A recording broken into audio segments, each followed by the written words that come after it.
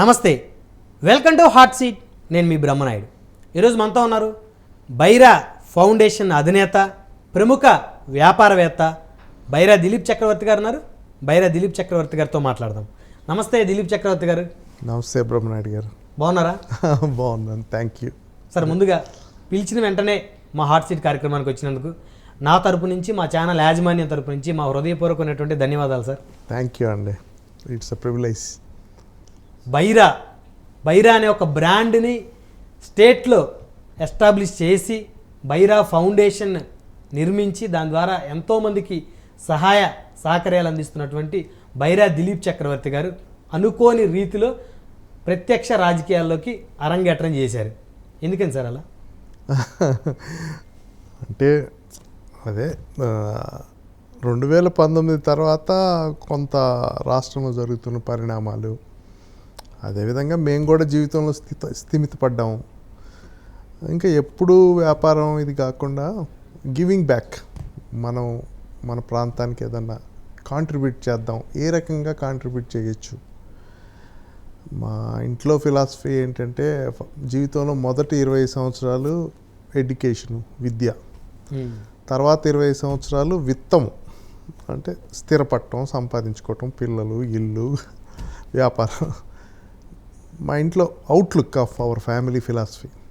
Last 25 years ఏంటంటే వితరణ, సమాజానికి కాంట్రిబ్యూట్ చేయాలి, మనం ఉన్న ప్రాంతానికి పేయింగ్ బ్యాక్ లాగా, గివింగ్ బ్యాక్.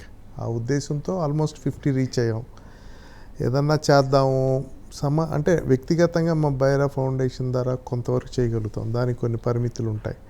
అలా కాకుండా వ్యవస్థను బలోపేతం చేయటం, ఎక్కువ మందికి, పేదవాళ్ళకి ఉపయోగపడే విధంగా, సమాజానికి ఉపయోగపడే విధంగా, భవిష్యత్ తరాలకు ఉపయోగపడే విధంగా ఏదన్నా చేద్దాం కాంక్రీట్గా అనే ఉద్దేశంతో సరే ఆ ప్రాసెస్లో ఈ అవకాశం లభించింది.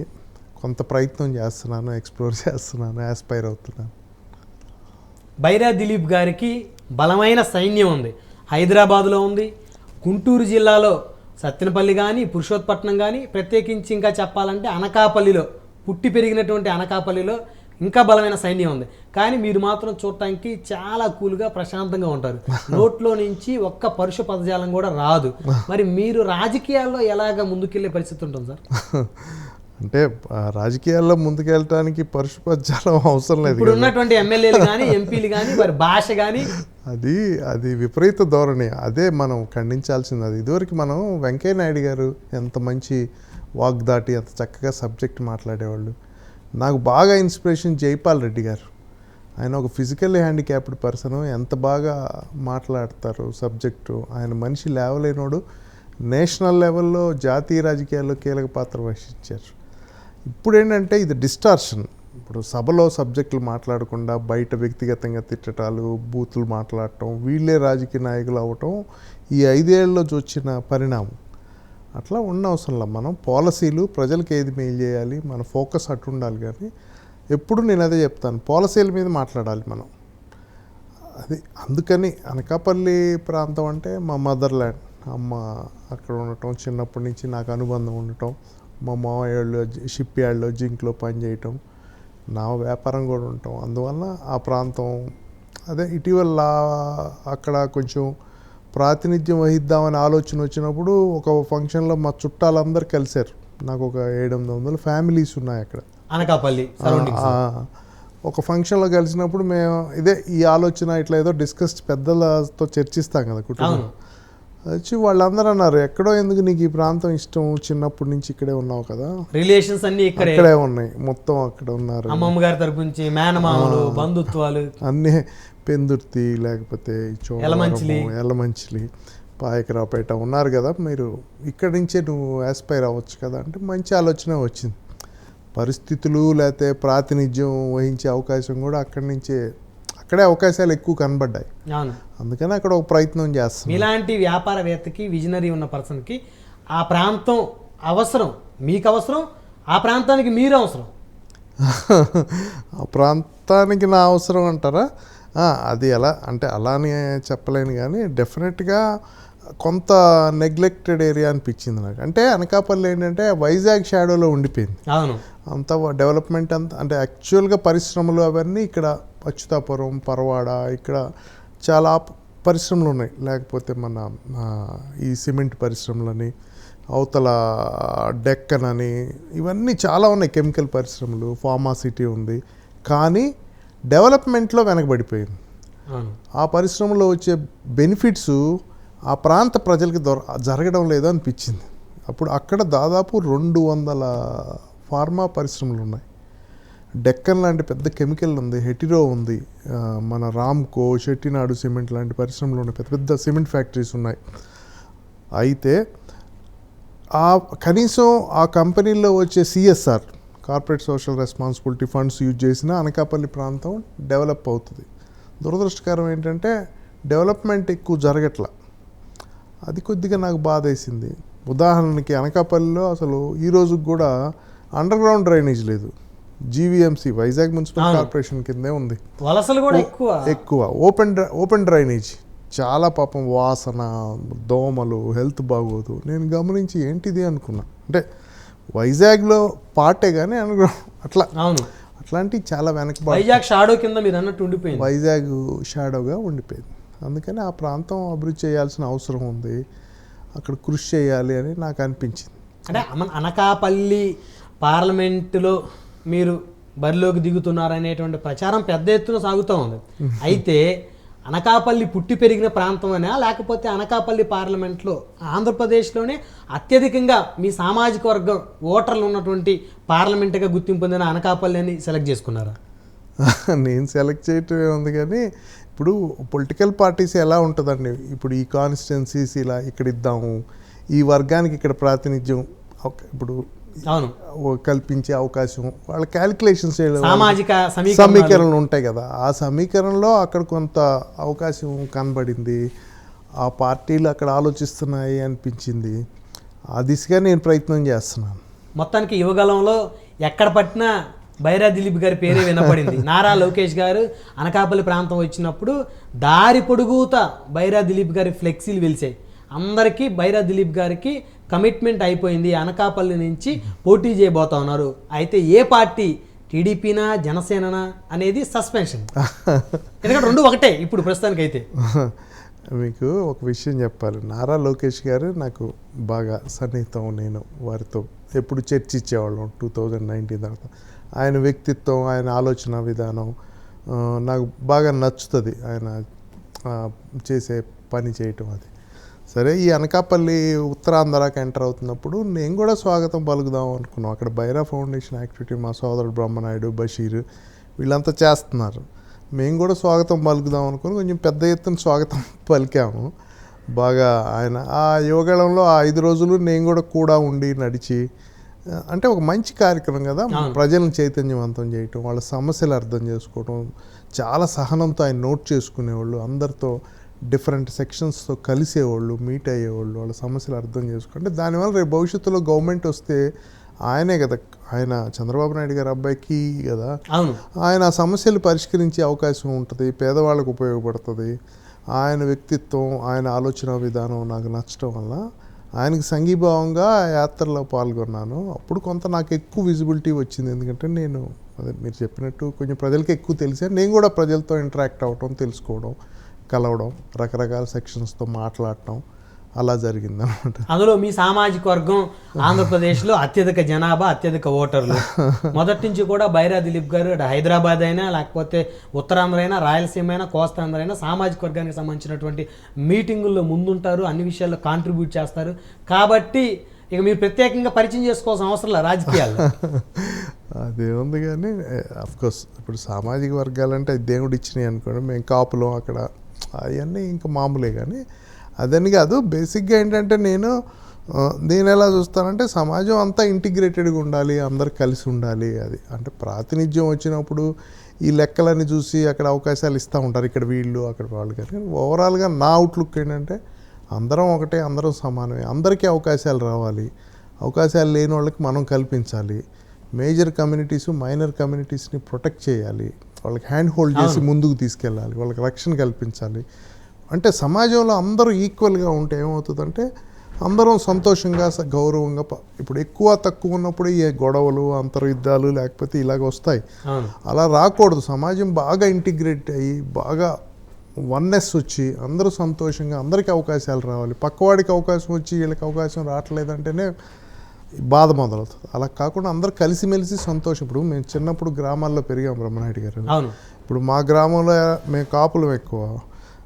అక్కడ అంతా అన్ని వర్గాలు ఉండేవి. యాదవులు ఉండేవాళ్ళు మా ఇంటి వెనకమాల, పద్మశాలీలు ఉండేవాళ్ళు, అన్ని సామాజిక వర్గాలు, మళ్ళీ ఎస్సీస్ ఉండేవాళ్ళు, ముస్లిమ్స్ ఉండేవాళ్ళు, నాయి బ్రాహ్మణులు ఉండేవాళ్ళు, రజకులు ఉండేవాళ్ళు, కుమ్మరులు ఉండేవాళ్ళు. అందరంతో మేము వరుసలు పెట్టి పిలుచుకొని అటువంటి వాతావరణంలో పెరిగాం. వాళ్ళ పండగలు మేము చేసుకోవటం, మా పండగలు వాళ్ళు చేసుకోవటం. అందులో అనకాపల్లిలో ప్రత్యేకంగా యాదవ సామాజిక వర్గం మీకు కాపు కాస్తుంది. యాదవ సామాజిక వర్గం కాపు కాయటం అంటే చిన్నప్పుడు అదే చెప్తున్నా కదా, నేను చిన్నప్పుడు మా ఇంటి వెనకమాల యాదవులు ఉండేవారు. వాళ్ళతో బాగా అనుబంధం ఉండేది. వాళ్ళు నన్ను బాగా పెంచి ఆడిచ్చి నాకు ఎక్కువ బాగా క్లోజ్ అనమాట. నాకు ఒక ఎఫినిటీ ఉంది. అందుకని కొంచెం నాకు కూడా ఇష్టం. వాళ్ళని కలిసినప్పుడు నా అనుభూతులు అవి వాళ్ళతో షేర్ చేసుకుని, నేను చిన్నప్పుడు ఇట్లా పెరిగానండి, మీ వాళ్ళు పెంచారండి అంటే వాళ్ళు పాపం మన పిల్లోడే అన్న భావనకు వాళ్ళు వచ్చేసారు.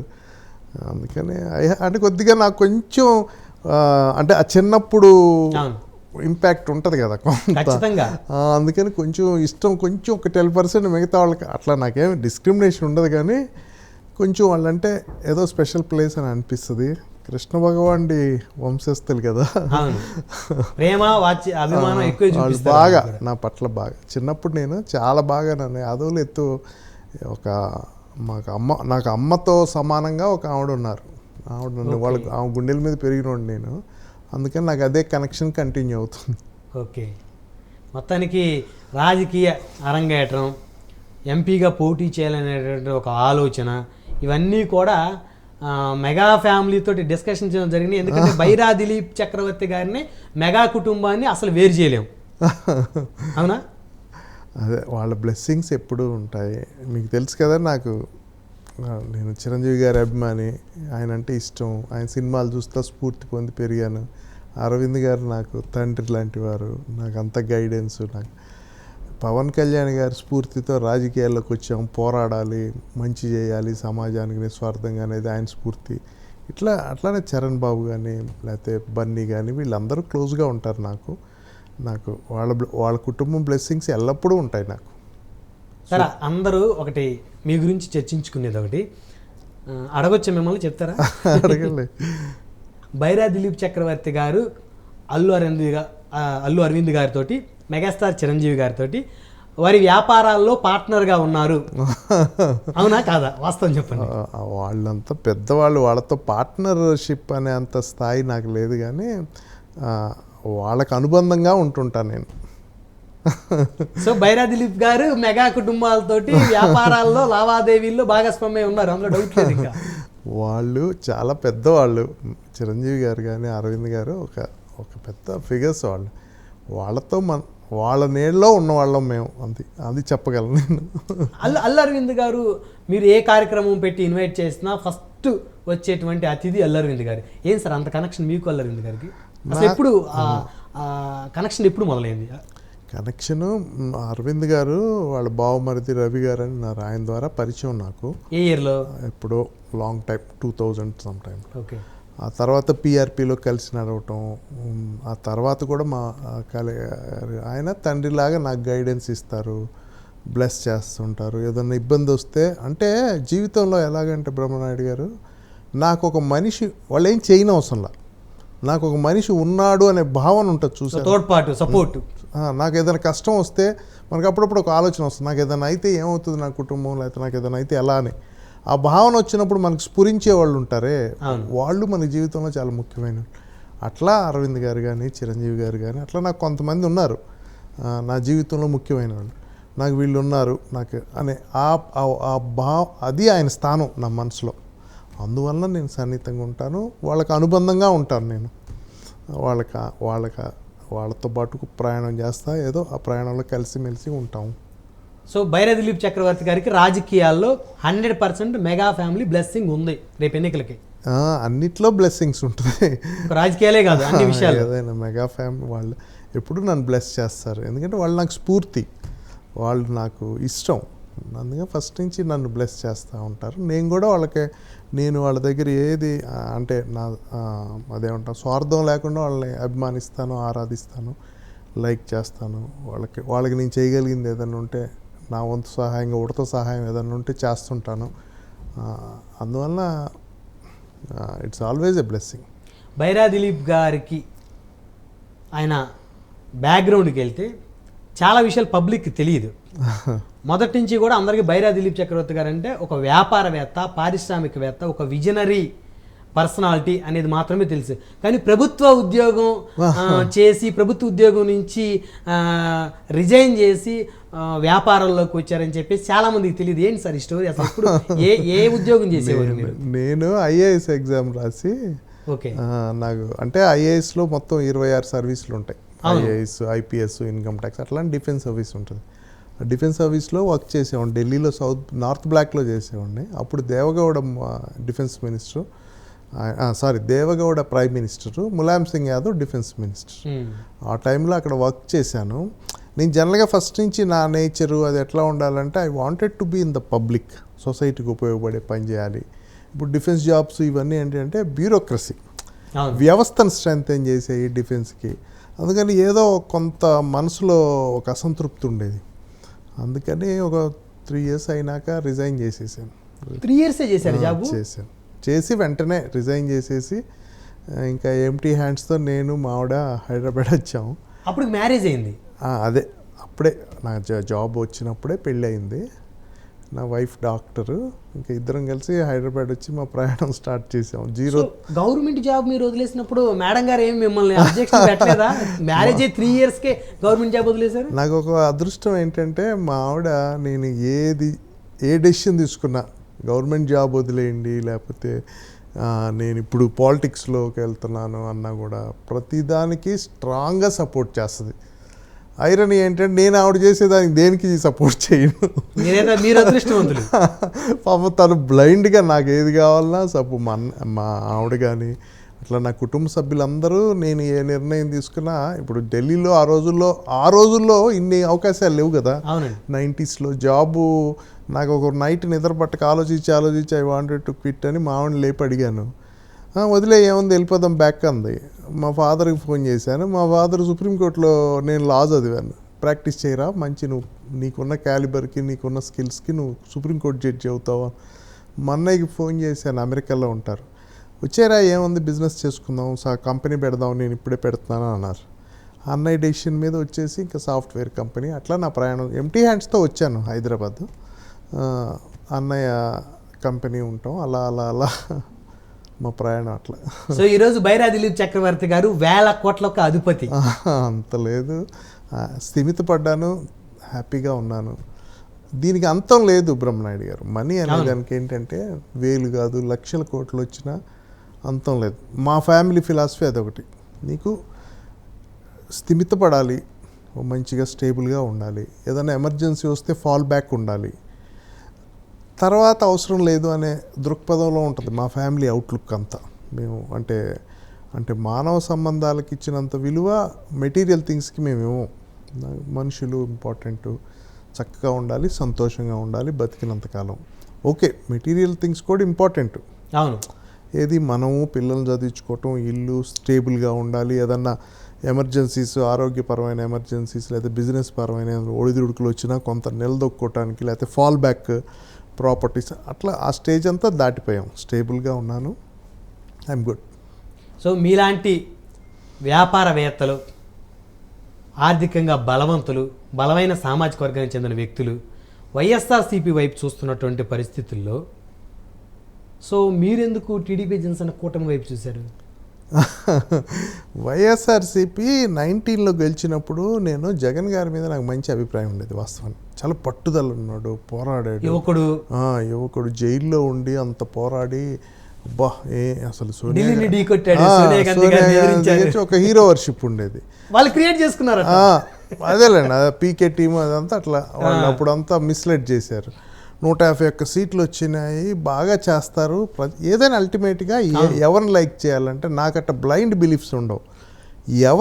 ఎవరి వలన మేలు జరుగుతుంది, ఇప్పుడు అదే ఆలోచిస్తా. మేలు జరుగుతుందేమో 151 సీట్లు వచ్చాయని చూస్తుంటే రోజు రోజుకి విధ్వంసము, వ్యవస్థలు దెబ్బతింటున్నాయి, సాంప్రదాయాలు పోతున్నాయి. ఇక అంటే ఒకటి కాదు కదా, ఆంధ్రప్రదేశ్లో అభివృద్ధి ఆగిపోయింది.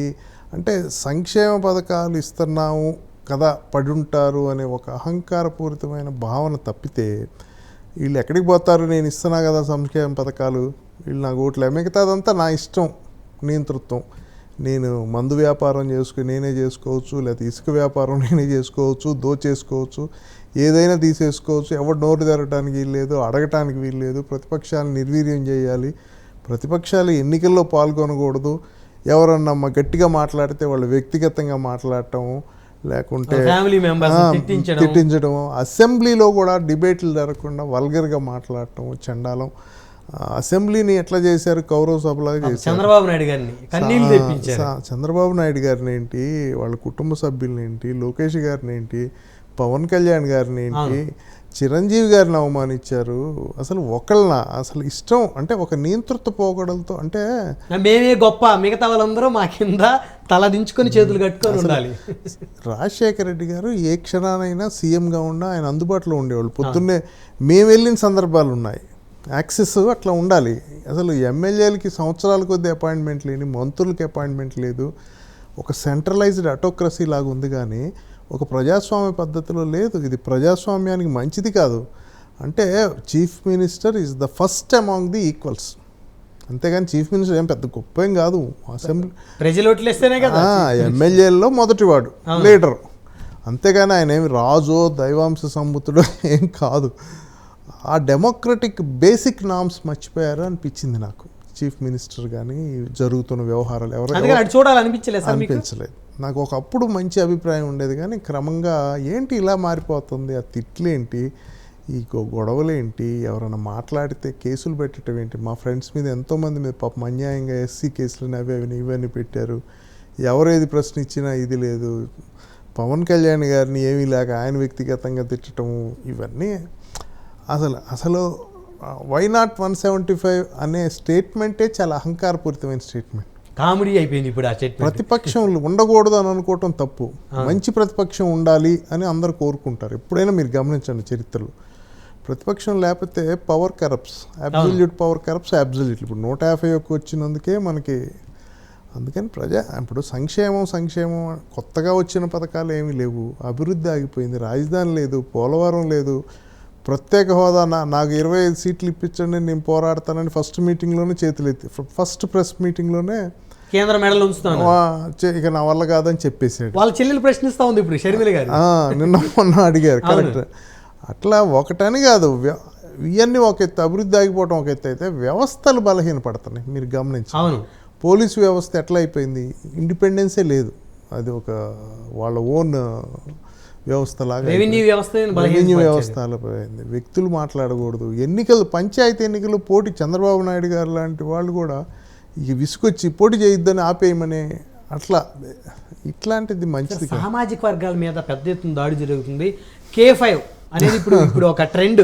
K5 ఆ 5 సామాజిక వర్గాలు, కేతో స్టార్ట్ అయ్యే 5 సామాజిక వర్గాలు జగన్మోహన్ రెడ్డి గారి మీద విపరీతమైనటువంటి తిరుగుబాటులో ఉన్నాయి. ఎందుకంటే ఆయన ఆ సామాజిక వర్గాలను అన్ని విధాలుగా ఇబ్బందులు పెట్టారని. ఏమంటారు? అందులో మీ సామాజిక వర్గం ప్రథమైనటువంటి సామాజిక వర్గం అదేలేండి. ఏంటి K5? కమ్మ, కాపు, క్వాంటి, తర్వాత కొప్పు వెలమ, సో క్షత్రియ, ఈ 5 సామాజిక వర్గాలు. క్షత్రియ అంటే రఘురామకృష్ణరాజు గారు దారుణంగా కొట్టారు ఒక ఎంపీని. ఆ సామాజిక వర్గాన్ని అవమానించారు. అంటే తలెత్తుకోలేకుండా. రిప్రజెంటేటివ్ రఘురామకృష్ణరాజు గారు అనే ఆయన ఒక పెద్ద టవరింగ్ పర్సనాలిటీ, ఒక ఎంటర్ప్రెన్యూర్. ఆయన ఆయన చేసిన పాపం ఏంటంటే, ఒక కమిటీలో ఎలక్ట్ అయ్యాడు. ఒక చిన్న కమిటీలో వీళ్ళతో సంబంధం లేకుండా ఆయన కొంచెం ఈ పర్సనల్ రిలేషన్షిప్స్ మెయింటైన్ చేసుకొని ఒక కమిటీ, పార్లమెంట్లో ఒక కమిటీలో ఎలక్ట్ అయ్యి, అది నచ్చలేదు కాబట్టి ఇక ఆయనకి తమిళనాడు నుంచి రావాల్సిన ఫండ్స్ కానీ అన్నీ వాళ్ళకి చెప్పి ఆపిచ్చి ఆయన్ని ఫైనాన్షియల్గా దెబ్బతీయాలని నానా రభస. ఆయన వెళ్ళి పాపం ఆయన చేరి ఆయన ఓన్ డబ్బులు పెట్టుకొని అన్ని ఖర్చు పెట్టుకొని నెగ్గాడు కదా. ఆయన అంటాడు నా రక్తం దాపాను వైసీపీ వాళ్ళకి. నిజమే కదా, నిజమే కదా. ఇప్పుడు అందరూ ఎన్నికల రంగం అంటే ఎంతో ఖర్చు, శ్రమ, టైము, లాసులు బోల్డ్ ఉంటాయి. బయట కీర్తి ఇదిగో రఘురామకృష్ణరాజు గారు ఎంపీ గారు అని కనబడతారు, కానీ ఎన్ని ఇబ్బందులు ఉంటాయి. మరి ఆయన్ని పాపం అట్లా కేసులు పెట్టి బర్త్డే రోజు తీసుకెళ్ళి ఎంపీని ఎంపీని కొట్టడం దుర్మార్గం కదా సార్ ఇది. ఒక ప్రాతినిధ్యం, నీకు ఎంపీ అంటే ఒక 20 లక్షల మంది ప్రజలకి ప్రాతినిధ్యం వహించే 7 అసెంబ్లీలకు ప్రతినిధి, ఒక ప్రాంతానికి ప్రతినిధి.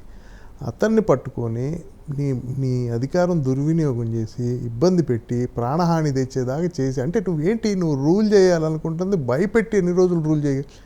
నువ్వు మంచిగా పాలన చేసి రూల్ చేయాలి, కానీ నువ్వు ప్రజలను భయపెట్టి ఎన్ని రోజులు చేస్తావు కేసులు పెట్టి ఇట్లా ఎంపీలను కొట్టేది కరెక్ట్ కాదు. అందుకని కమింగ్ బ్యాక్ టు 5K, బయట అంతా చర్చ జరుగుతుందిలేండి. వైశ్యాస్ని వీడియోలు తీసి ఒంగోలు గుప్తా గారు అని పాపం ఆయన సలహా ఇచ్చాడు, ఒక చిన్న సలహా. పార్టీ కోసం ఆయన వైసీపీ అతనే, ఆయన బూతులు కూడా మాట్లాడాలి పాపం. వైసీపీ అతను చెప్తే అతన్ని నానా ఇబ్బంది పెట్టి కొట్టి గందరగోళం. ప్లస్ రోసే గారు ఎంత పెద్ద పర్సనాలిటీ అండి, స్టేట్కి ఎంత దిగటం నిద్రపోవటం అయిన తర్వాత చనిపోతే కండోలెన్స్ కూడా లేకుండా స్టేట్ హానర్ ఇవ్వకుండా, అసలు అదేం తప్పు కదా. వాళ్ళ నాన్నగారికి సన్నిహితుడు రాజశేఖర్ రెడ్డి గారికి రైట్ హ్యాండ్. అసలు ప్రతిదీ నాకు తెలుసు, రోతి గారితో నాకు చాలా వ్యక్తిగత సంబంధాలు ఉన్నాయి, బాగా నేను క్లోజ్గా ఉండేవాడిని. ఆయనకి రాజశేఖర్ రెడ్డి గారు అంటే ఎంత ఇష్టం అంటే, ఆయన ఎప్పుడు అంటే 2004 పవర్ రాకముందు కూడా కాంగ్రెస్కి ఆయన ఎప్పుడు నాతో కూడా అనేవాడు, ఈ రాష్ట్రంలో అప్పుడు చాలామంది మేము తెస్తాం, అందరూ సీఎం పోస్ట్కి డి శ్రీనివాస్ గారు వెళ్ళాను.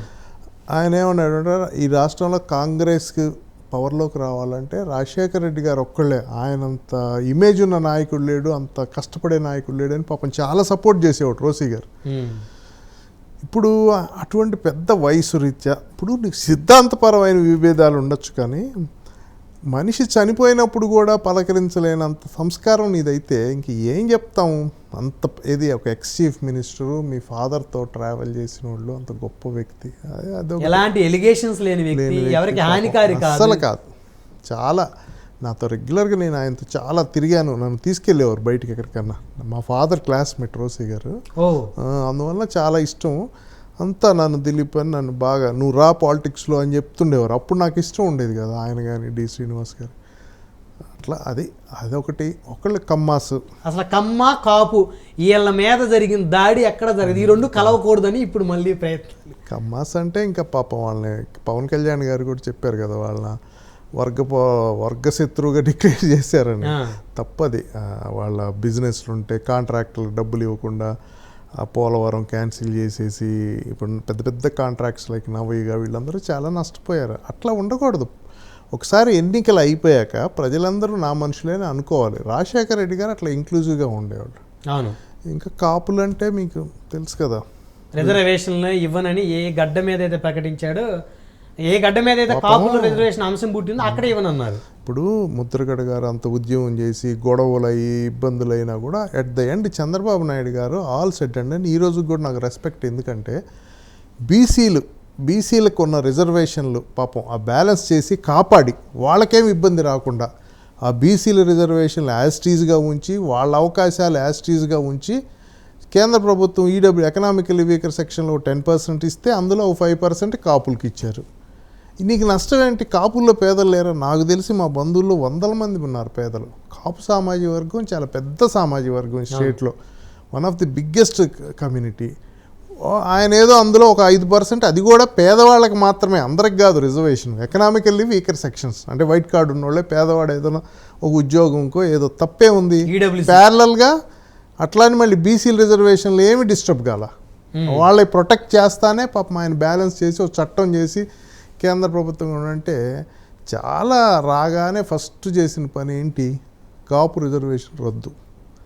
అంటే విధ్వంసం, అహంకారపూరితమైంది. అసలు ఎగ్జిస్టింగ్ రిజర్వేషన్లే కదా కాపులు అడిగింది. ఎప్పుడో ఉండేవి, దామోదరం సంజయ్ గారు ఆ టైం నుంచి ఉన్నాయి. పేదవాళ్ళు ప్రతి సెక్షన్లో ఉంటారు. ఇప్పుడు కాపులు అనగానే ఒక కొంతమంది రిచ్ అని అనుకోవడానికి లేదు కదా. ఎంతమంది పేదలు నాకు తెలుసు. అనకాపల్లిలో చూస్తే పాపం బాధ వేస్తుంది నాకు. ఎంతమంది హ్యాండ్ టు మౌత్ పేదవాళ్ళు ఉన్నారంటే కాపుల్లో ఆ ప్రాంతంలో కూడా అసలు అంత రిజర్వేషన్లు రద్దు చేయటం అదొక అట్లా.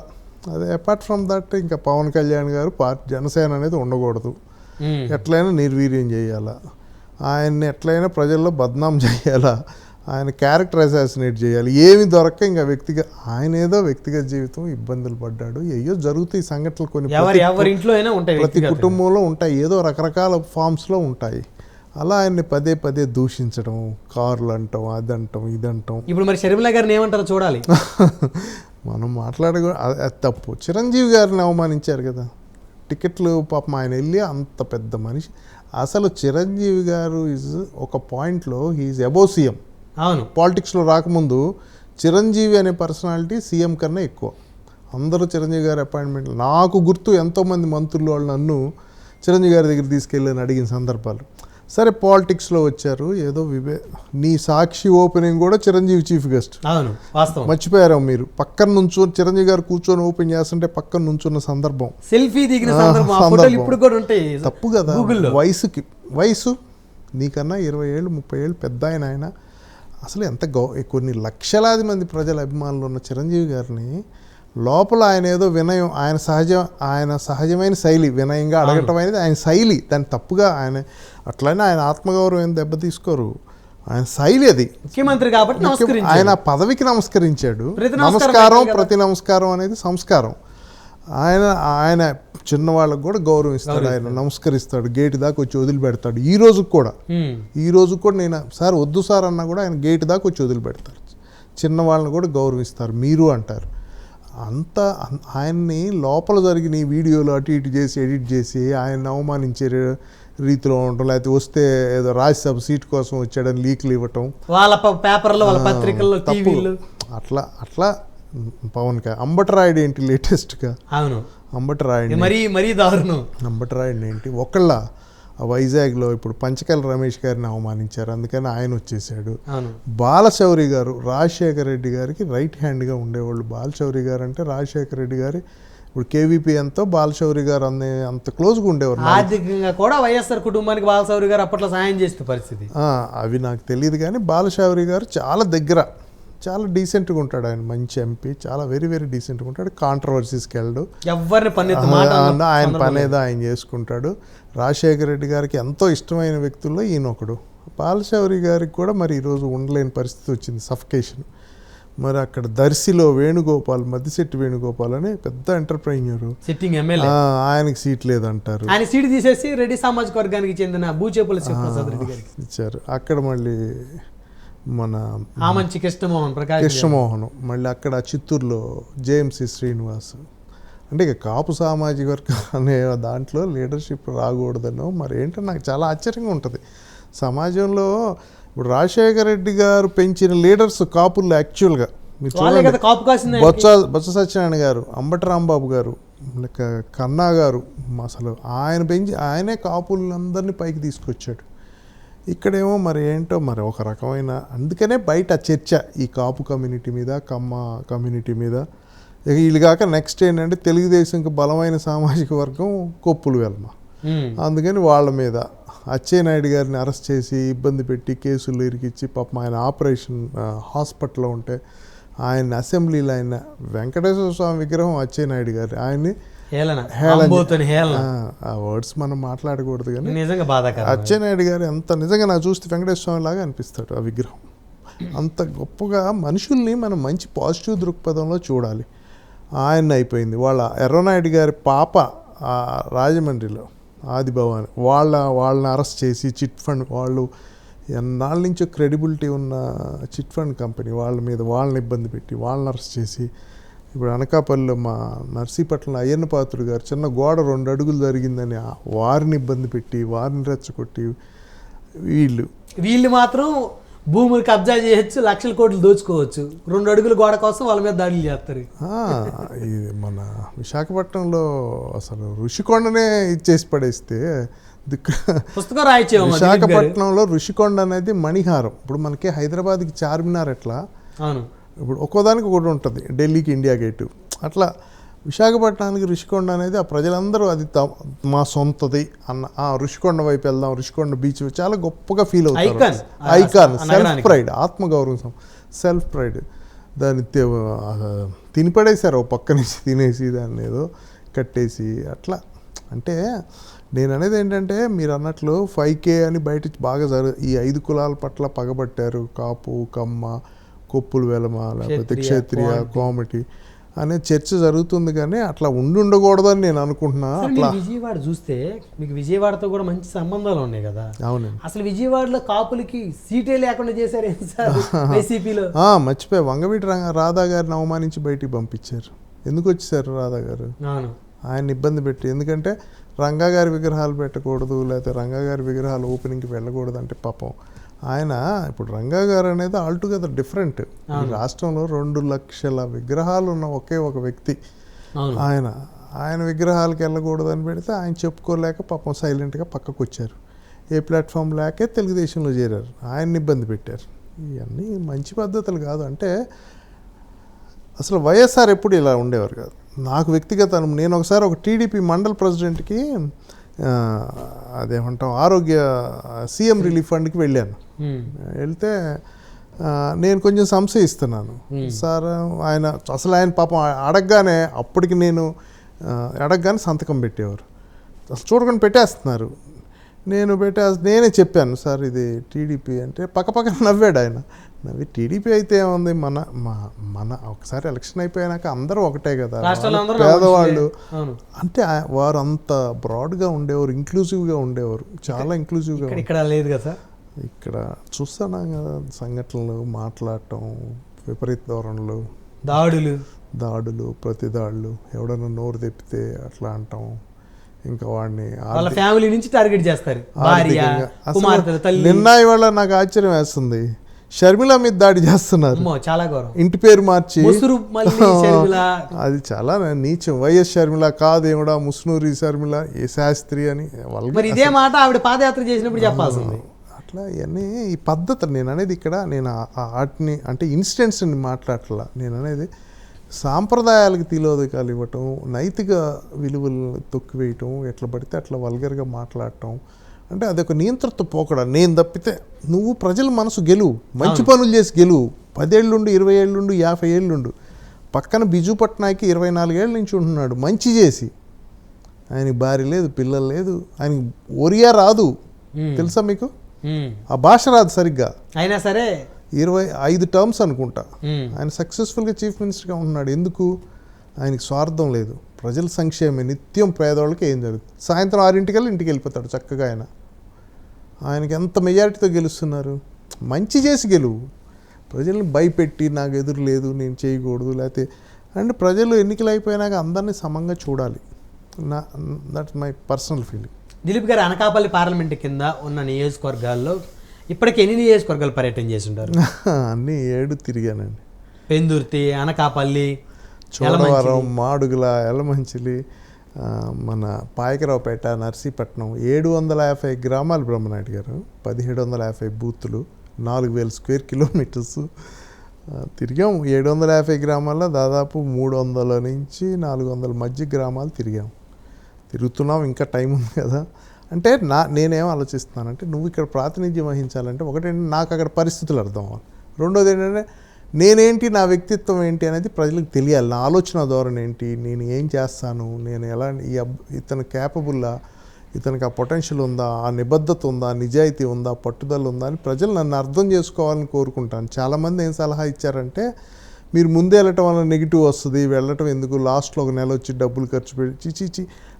మన మనీ చూసో అది కాదు, మన వ్యక్తిత్వం చూసి, మన ఆలోచనలు చూసి, మన నిబద్ధత చూసి, మన నిజాయితీ చూసి, మన విజన్ చూసి వాళ్ళు ఓట్లు వేయాలి అనేది నా ఆలోచన. అందుకని నన్ను నేను పరిచయం చేసుకునే ప్రయత్నం. I want to emerge by my self.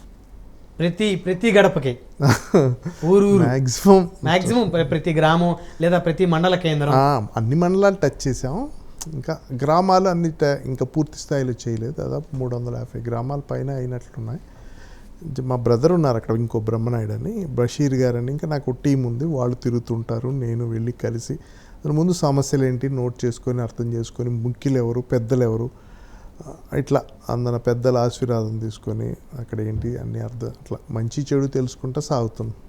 Dilip గారు, మీరు యువగలం లోకేష్ గారి పాదయాత్ర సమయంలో ఫ్లెక్సీలు కట్టారు. తర్వాత కూడా మీరు ఏ కార్యక్రమం చేసినా మీ పేరుతో చాలా ఫ్లెక్సీలు పార్లమెంట్ వ్యాప్తంగా వెలుస్తున్నాయి. కానీ తెలుగుదేశానికి చెందిన కొంతమంది నేతలు ఆ కొన్ని ఫ్లెక్సీలని వారి అనుచరుల ద్వారా తీసివేయించారు అనేటువంటి చర్చ కూడా జరుగుతుంది. అంటే టికెట్ ఎక్కడ బైరా దిలీప్ గారికి జనసేన టీడీపీ కూటమిలో వెళ్తుంది అనేటువంటి ఉద్దేశంతో మిమ్మల్ని అడ్డుకోవాలనే ప్రయత్నాలు కూడా జరుగుతున్నాయి. మరి వాటిని ఎలాగ మీరు ఓవర్కమ్ చేయగలరు? నేను ఎప్పుడు ఐ బిలీవ్ ఇన్ పీస్ అండి. మన నిజాయితీయే మనల్ని రక్షిస్తుంది. నేను సిద్ధాంతాల మీద పోరాడతాను, సిద్ధాంతాల మీద మాట్లాడతాను తప్ప వ్యక్తుల మీద కాదు. చిన్న చిన్న సంఘటనలు జరుగుతుంటే ఇగ్నోర్ చేసి పట్టించుకోకుండా వెళ్ళిపోవడం అవన్నీ ఇంకా అవన్నీ వాళ్ళ I leave it to them. అవి అసలు నేను కౌంట్ చేసుకోను. అంతేగాని ఈగోలోకి వెళ్ళి ఎవరు గొప్ప అది కాదు కదా. అక్కడికి వెళ్ళింది నువ్వు గొప్ప నేను గొప్ప అని కాదు కదా. మనం బాగా చేయగలమా, ఎంత బాగా చేయగలం, ఎవరు బాగా ప్రజల సమస్యలు ఎవరు బాగా అర్థం చేసుకుంటారు, వాటికి సొల్యూషన్స్ ఎవరు ఇవ్వగలరు, అభివృద్ధి ఎవరు చేయగలరు, సంక్షేమ పథకాలు ఎవరు బాగా ఇంప్లిమెంట్ చేయగలరు అనేది నేను నమ్ముతున్నాను. అయినా మీకు నారా లోకేష్ గారి బ్లెస్సింగ్స్ కూడా బాగా ఉన్నట్టున్నాయిగా. మొట్టమొదట ఆయన నాయకత్వంలో పనిచేయాలని కోరుకున్న వ్యక్తి మీరే అయి ఉంటారు బహుశా ఆ ప్రాంతంలో, ఆయన ఎమర్జ్ అవుతున్నటువంటి టైంలోనే. అంటే నారా లోకేష్ గారి వ్యక్తిత్వం, ఆయన ఆలోచనలు అంటే బయటంతా ఇప్పుడు 2019 తర్వాత అంటే నాకు పరిచయం ఉండి కొంచెం వాళ్ళ ఇంటికి వెళ్ళి చర్చించడం అట్లా జరుగుతుండేది. వారితో నేను ఆయనలో అంత పొటెన్షియల్ ఉంది, మంచి ఆలోచన ధోరణి ఉంది, మంచి బ్యాండ్విడ్త్ ఉంది, నిబద్ధత ఉంది, నిజాయితీ ఉంది, మంచి వ్యక్తిత్వం, ప్రజలకు చేయాలని తపన ఉంది, ఎన్టీఆర్ జీలు ఉంది, చంద్రబాబు నాయుడు గారి విజన్ ఉంది. అరే ఏంది ప్రజలు ఇట్లా ఆయన్ని తప్పుగా మిస్లీడ్ చేశారు. అప్పుడు 90లో ఈ పీకే లాంటి వ్యవస్థలు వచ్చినాయి కదా, వచ్చి వాళ్ళు ప్రచారంలో కొత్త టైపు మిస్లీడ్ ప్రచారం, సోషల్ మీడియాని మిస్యూజ్ చేసి మిస్లీడ్ చేశారు అనిపించింది. నాకు నమ్మకం ఉండే, చాలామంది చెప్తుండేవాడు కూడా, మంచి వ్యక్తి, చాలా మంచి ఆలోచనలు ఉంటాయి అతను నారా లోకేష్ గారు, ఆయన మంచి లీడర్ అవుతారంటే కొంతమంది నమ్మేవాళ్ళు కాదు. ఇప్పుడు నాతో అంటున్నారు నువ్వు అప్పుడే చెప్పావు దిలీప్ కరెక్టే అని. Is a very good leader. So mega family blessings, Nara వారి బ్లెస్సింగ్స్, ఇద్దరు రెండు కుటుంబాల బ్లెస్సింగ్స్ ఉన్నాయి. ఇంకా తిరిగే ఉంది అయితే ప్రజల బ్లెస్సింగ్స్, మంచితనం ఉంటే ఎవరిదైనా ఉంటుంది సార్. వీ నీడ్ కాన్ఫ్లిక్ట్ జోన్లోకి వెళ్ళిన అవసరం లేదు. మన మంచితనం, మన విధానాలు మా ఇంట్లో మా కుటుంబంలో అవి నేర్పారు మాకు చిన్నప్పటి నుంచి. Agree to disagree, learn to unlearn, like the dislike అంటే ఇష్టం లేని వాళ్ళని కూడా ప్రేమించు, అగ్రీ టు డిజగ్రీ అంటే నచ్చని దాన్ని కూడా అగ్రీ అవ్వు, లెర్న్ టు అన్లెర్న్ నీకు తెలియని విషయాలు నేర్చుకోవటం, అంటే తెలిసి కొన్ని నీ తప్పులు ఉంటాయి వదిలించుకోవటం, ఇట్లాంటివి మాకు నేర్పారు చిన్నప్పటి నుంచి. మా కుటుంబ విలువలు, ఆలోచనలు అట్లా ఉంటాయి. అందువల్ల నేను ఎక్కడున్నా అసర్టివ్గా, క్లియర్గా మన ఇంటిగ్రిటీ కాపాడుకుంటూ ఉంటాను. అందువల్ల బహుశా రిలేషన్షిప్స్ బాగుంటాయి. బైరా వాళ్ళలో 95% మాస్ అయితే బైరా దిలీప్ గారు మాత్రం క్లాస్. ఎందుకని అట్లా అంటే పైకి అలా నటిస్తున్నారా క్లాస్గా, లోపల మాస్ అట్లానే ఉంటుంది, మాస్ యాక్టివిటీ. జీన్స్లో ఉన్న మాస్ ఉంటుంది కానీ నటించడం ఏం లేదు. నేను జనరల్గా ఏంటంటే చెప్తాను, నేను యాజిటేట్ అవ్వను, కూల్గా ఉంటాను. నేను ఐ ఆల్వేస్ వ్యక్తుల గురించి మాట్లాడను, నేను ఓన్లీ ఇష్యూస్ మీద మాట్లాడతాను, సిద్ధాంతాల మీద మాట్లాడతాను. ఇప్పుడు మీరు గమనించారు కదా, ఇప్పుడు కూడా నేను సిద్ధాంతాల మీద, వ్యవస్థల మీద మాట్లాడుతాను, వ్యక్తులు మీద అసలు ఎప్పుడు ఉండను. అందువలన బహుశా అట్లా అనిపిస్తుంది కానీ ఆ ఒరిజినల్ మాస్ ఉంటుంది కొంత, అదే అవసరం వచ్చినప్పుడు వస్తుంది బయటికి. అలా అంటారు సార్, చూద్దాం. విజన్ అనకాపల్లి అంటే ఏంటి సార్? ఇప్పుడు మీరు మీ ప్రధాన అజెండా అనకాపల్లి పార్లమెంట్లో మీరు విజన్ అనకాపల్లి అభివృద్ధి నా లక్ష్యం అంటున్నారు. అంటే ఏంటి? అప్పట్లో చంద్రబాబు నాయుడు గారు విజన్ 2020 అని పెట్టారు, ఆయన ఆదర్శంగా తీసుకొని విజన్ అనకాపల్లి పెట్టారా? అవును. అంటే చంద్రబాబు నాయుడు గారు విజన్ 2020 అని పెడితే మాకు అర్థమయ్యేది కదా, అందులో నేను ఒక బెనిఫిషియరీని. ఓకే. ఆయన dare to dream, care to achieve, vision Anakapalli vision 2020 అంటే అప్పుడు నేను హైటెక్ సిటీ, లేకపోతే బిజినెస్ స్కూలు, లేకపోతే outer ring road, airport, HITEX, international airport, ఇవన్నీ అంటే మాకు ఆయన ఎందుకు ఇవన్నీ మామూలుడికి ఏం ఉపయోగం, రోడ్లు వైడనింగు లేకపోతే సుందరీకరణ, కేబీఆర్ పార్క్ చుట్టూ ఇవన్నీ డబ్బులు ఏంటి ఇది అనిపించేది. ఆయన విజన్ అర్థం చేసుకోవాలి మేము. ఆయన సంపద సృష్టించడం, డెవలప్మెంట్ పాలిటిక్స్ ఇట్లాంటివి చెప్పేవాళ్ళు, ఎంప్లాయ్మెంట్ క్రియేట్ చేయాలి అట్లాంటివి చెప్తుంటే నాకు ఆశ్చర్యం వేసింది. కానీ అందులో భాగం మేము, అందువల్ల ఆయన వల్ల బెనిఫిట్ అయ్యాము. మనం ఇప్పుడు మాదాపూర్ ఆ ప్రాంతాల్లో రియల్ ఎస్టేట్ వ్యాపారం అని కాదు కానీ ఎకరం 2 లక్షలు 3 లక్షలు ఉన్న చోట ఈరోజు 100 కోట్లు 200 కోట్లు అయిపోయి ప్రపంచవ్యాప్తంగా ఉన్న కంపెనీలన్నీ మన మాదాపూరు, గచ్చిబౌలి, నార్సింగ్ ఇక్కడికి వచ్చేసి ఇంత ఎంప్లాయ్మెంట్ క్రియేట్ చేయటం ఒక ఎత్తు. ఆయన విజన్ వల్ల లక్షలాది మంది మన పిల్లలు అమెరికా లాంటి దేశాలు వెళ్తున్నారు, ఉద్యోగాలు చేస్తున్నారు, ధైర్యంగా వాళ్ళ ఎకనామిక్ స్ట్రెంగ్త్ పెరుగుతుంది. పల్లెల్లో సాఫ్ట్వేర్ ఇంజనీర్లు వచ్చారు, పల్లెల్లో వ్యవసాయం చేసుకునే వాళ్ళు ఏసీ రూముల్లో ఉంటున్నారు, మంచి కార్లు తిరగగలుగుతున్నారు, ఆత్మగౌరవంతో పరిపూర్ణమైన జీవితం గడుపుతున్నారు. అది ఆయన విజన్. అలానే నేనేమంటున్నానంటే అనకాపల్లి అనేది నేను ఇందాక కూడా అన్నా కదా, వైజాగ్ షాడోలో ఉండిపోయింది. అనకాపల్లి చాలా మంచి ప్రాంతం, ఒక ఫార్మా ఎస్ఈజెడ్ ఉంది, మంచి రిసోర్సెస్, సిమెంట్ ఫ్యాక్టరీస్ ఉన్నాయి, కెమికల్ ఫ్యాక్టరీస్ ఉన్నాయి. లోకల్ వాళ్ళకు ఉపాధి అవకాశాలు లేవు, అభివృద్ధి లేదు. సో నేనేమన్నాను, ఒక విజన్ లాగా పెట్టుకొని ఒక్కొక్క ఉపాధి అవకాశాలు పెరగాలి. ఎలా పెరగాలి? ఈ ఫార్మా కంపెనీలు, ఇంకా ఆ ఫార్మా కంపెనీలకు తగ్గ ఫార్మా కాలేజీలు ఉండాలి. ఈ రెండింటిని బ్రిడ్జ్ చేయడానికి స్కిల్ డెవలప్మెంట్ ఉండాలి. ఆ స్కిల్ డెవలప్మెంట్ పార్ట్ మేము తీసుకుంటాం బైరా ఫౌండేషన్ తరఫున. ఫార్మా కాలేజీని తేవాలి. అనకాపల్లిలో ఇప్పటికి కూడా కేజీహెచ్కి వెళ్తున్నారు. అలా కాకుండా ఒక ఎయిమ్స్ స్థాయి, కేజీహెచ్ స్థాయి హాస్పిటల్ ఉండాలి. ఒక medical college, dental college, nursing college, pharma college ఉండాలి. మంచి ఇంజనీరింగ్ కాలేజీ లేదు, ఉమెన్స్ ఇంజనీరింగ్ కాలేజీ లేదు. అంటే విద్యా అవకాశాలు కల్పించాలి. ఇప్పుడు చంద్రబాబు నాయుడు గారు ఇక్కడ బిజినెస్ స్కూల్ అని పెడితే అది ఇప్పుడు హార్వర్డ్ కన్నా పెద్ద స్థాయిలోకి వెళ్ళిపోయింది. అట్లా విద్యా అవకాశాలు కల్పించాలి, ఉపాధి అవకాశాలు కల్పించాలి. మంచి మానవ వనరులు ఉన్నాయి. చాలామంది గ్రామాల్లో ఐటీల్లో పనిచేస్తున్నారు. నాకు ఆశ్చర్యం వేసింది, మారుమూల గ్రామాల్లో కూడా వర్క్ ఫ్రమ్ హోమ్ అని చేస్తున్నారు. అట్లా ఉన్నప్పుడు ఐటీఐ ఇక్కడ ఎందుకు తేకూడదు? మేము ఐటీలో ఉన్నాము.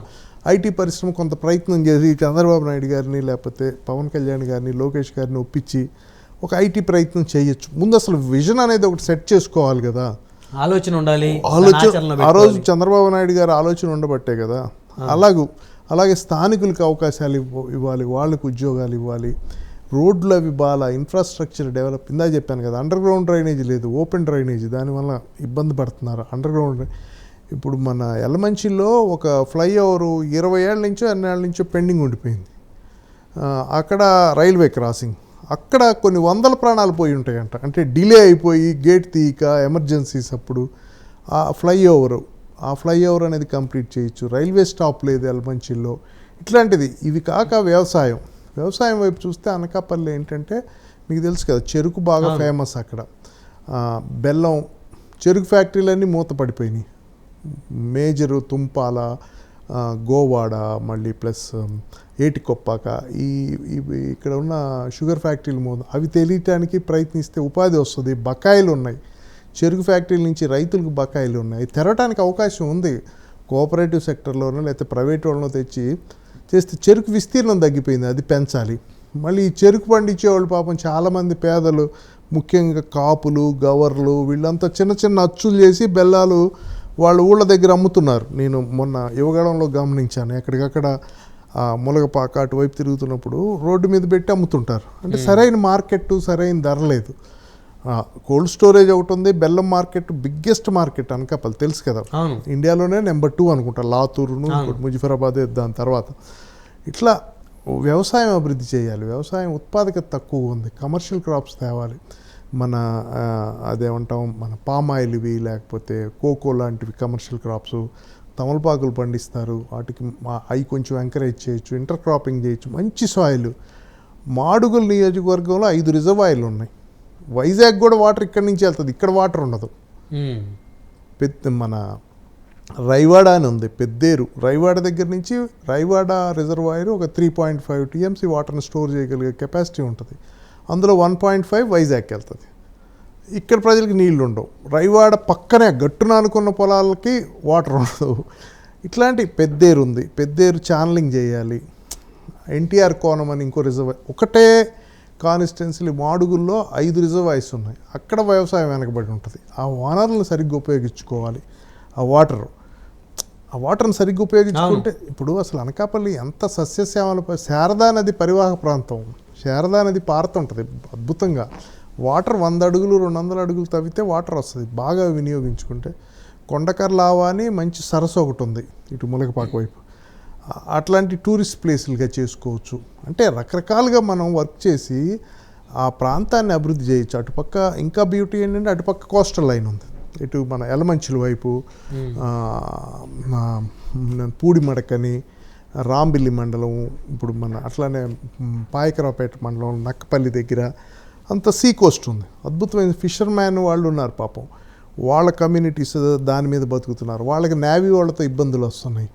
వాళ్ళకి అండగా నిలబడి వాళ్ళకి అవకాశాలు, ఉపాధి అవకాశాలు, జెట్టీలని లేకపోతే కోల్డ్ స్టోరేజీలు, వాళ్ళకి ఆరోగ్యం, బేసిక్ హాస్పిటల్స్ లేవు, బేసిక్ స్కూల్స్ లేవు. ఇదంతా నా ఎజెండా.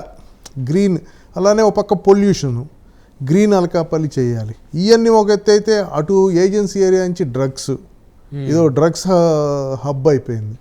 డ్రగ్స్ని తొక్కిపడేయాలి. డ్రగ్స్ అస్సలు మంచిది కాదు. భవిష్యత్ తరాలు యువతను నిర్వీర్యం చేస్తుంది. జీవితాలు నాశనం అయిపోతాయి, సూసైడ్లు జరుగుతాయి. డ్రగ్స్ మీద పోరాడాల్సిన అవసరం ఉంది. ఇట్లా ఓవరాల్గా అర్థం చేసుకున్నప్పుడు ఇదంతా నేనేం చేశానంటే పాయింట్ వైజ్గా ఒక్కొక్క ఇష్యూని, వ్యవసాయం ఎలా అభివృద్ధి చేస్తాం, హాస్పిటల్ ఎలా అభివృద్ధి చేస్తాం, అంటే వైద్య సౌకర్యాలు ఎలా అభివృద్ధి చేస్తాం, అక్కడ ఇన్ఫ్రాస్ట్రక్చర్, రోడ్స్ ఎలా అభివృద్ధి, ఇట్లా ఒక్కొక్క పాయింట్గా నేను ఒక ఎజెండా లాగా తయారు చేసుకొని ఒక సొంత మేనిఫెస్టో తయారు చేయాలని ఈ పాయింట్స్ అని ఇప్పుడు ప్రజలతో షేర్ చేసుకుంటా, డిస్కస్ చేసుకుంటా. మంచి చెడు పెద్దలు చాలామంది ఆ ఏరియాలో చదువుకున్న వాళ్ళు, ఉత్తరాంధ్ర కోసం పోరాడేవాళ్ళు ఉన్నారు. వాళ్ళందరితో డిస్కస్ చేస్తా, పాయింట్స్ నోట్ చేసుకుంటా. ఫైనల్గా ఎలక్షన్ ముందు ఒక మేనిఫెస్టో ఓన్గా రిలీజ్ చేద్దాం అనేది నా ఆలోచన. అది అనకాపల్లి ఎజెండా, విజన్ అనకాపల్లి అంటే అది. సో సమస్యలు మొత్తం నోట్ చేసుకున్నాం చాలా వరకు. అన్ని డిఫరెంట్ కమ్యూనిటీస్ ఉన్నాయి అక్కడ. ఫిషర్మ్యాన్ ఉన్నారు, వాళ్ళు పేదరికంలో, గౌర సోదరులు ఉన్నారు, పాపం వాళ్ళు పేదరికంలో ఉన్నారు, వాళ్ళకి ఉపాధి అవకాశాలు లేవు. కొప్పులు వెలములో పేదవాళ్ళు ఉన్నారు, అటుపక్క యాదవ్ సోదరులు ఉన్నారు. ఒక సెక్షన్ అని కాదు, దళితులు ఉన్నారు. అసలు అందరూ ఈ సెక్షన్స్ని ఏ సెక్షన్, ఏ సామాజిక వర్గం ఎట్లా ఇబ్బంది పడుతుంది, వాళ్ళు ఎంతవరకు గ్రోత్ ఉంది, వాళ్ళు సామాజికంగా ఎలా ఉన్నారు, ఆర్థికంగా ఎలా ఉన్నారు, రాజకీయంగా ఎలా ఉన్నారని అవగాహన చేసుకుంటూ వాళ్ళని ఎలా పైకి తీసుకురావాలని ఒక చేసే ప్రయత్నం విజన్ అనకాపల్లి. సో టికెట్ వస్తుంది అనే నమ్మకం ఉందా సార్ మీకు? నేను దాని గురించి ఎక్కువ ఆలోచించట్లేదండి బ్రహ్మనాయుడు గారు. నేను జనరల్గా నాకు యాస్పిరేషన్ ఉంది. నేను ప్రజలని ఒప్పించి మెప్పించి నేను ఎమర్జీ అయితే ఖచ్చితంగా ఇతని వల్ల గెలుస్తాడు, ఇతని వల్ల మంచి జరుగుతుంది అనుకుంటే ఖచ్చితంగా అవకాశం ఇస్తారు కదా ఎవరైనా. అవును, అది నా ఆలోచన. టికెట్కి నేను లాబింగ్ చేయటాలు అదేం ఉండదు. కాకపోతే ప్రజల్లోకి వెళ్ళి చైతన్యపరిచి ఆ సమస్యలు తెలుసుకుంటే ఇట్స్ ఏ నాలెడ్జ్. ఖచ్చితంగా నన్ను గుర్తించి నాకు అవకాశం ఇస్తారని అనుకుంటున్నాను. దానికి నేను ప్రే చేసుకుంటున్నాను. చివరగా బైరా దిలీప్ గారు, టీడీపీ జనసేన కూటమిలో మీకు అనకాపల్లి పార్లమెంట్ టికెట్ వస్తే, ఎందుకంటే మీరు చాలా సౌమ్యులు, చాలా కూల్గా ఉంటారు, వైసీపీని తట్టుకొని ఎలక్షన్ చేయగలుగుతారా? ఖచ్చితంగా చేస్తాం. 7 గెలుస్తాం. పార్లమెంట్ అద్భుతమైన మెజారిటీతో గెలిపిస్తాం, అనుమానం ఏం లేదు. వైసీపీ మీ మీద దాడులకు, దౌర్జన్యాలకు దిగితే కమ్ వాట్ మే, బైరా సైన్యం దిగిద్ది ఇంకా. అలా అని కాదు, సో ప్లాన్ రెడీగా ఉంది. అలా అని కాదు, డెమోక్రటిక్ పద్ధతిలో, ప్రజాస్వామ్య పద్ధతిలో నేను హింసకి పూర్తిగా వ్యతిరేకం. I'm a Gandhian. నేను హింస అనే దానికి చోటు ఇవ్వను. నేను గాంధీజాన్ని చాలా ఎక్కువ చదివాను, నమ్ముతాను. మేము సివిల్ సర్వీస్ ప్రిపేర్ అయ్యే దాంట్లో కూడా గాంధీజం ఎక్కువ ఉంటుంది. మీరెవరు, మీ అనుచరులు? నో అస్సలు నేను ఎంకరేజ్ చేయను, నాకు ఇష్టం లేదు. నేను అహింసావాదిని. శాంతి ఉండాలి, చక్కగా మంచి మార్గంలో మనం నైతిక విజయం సాధించాలి.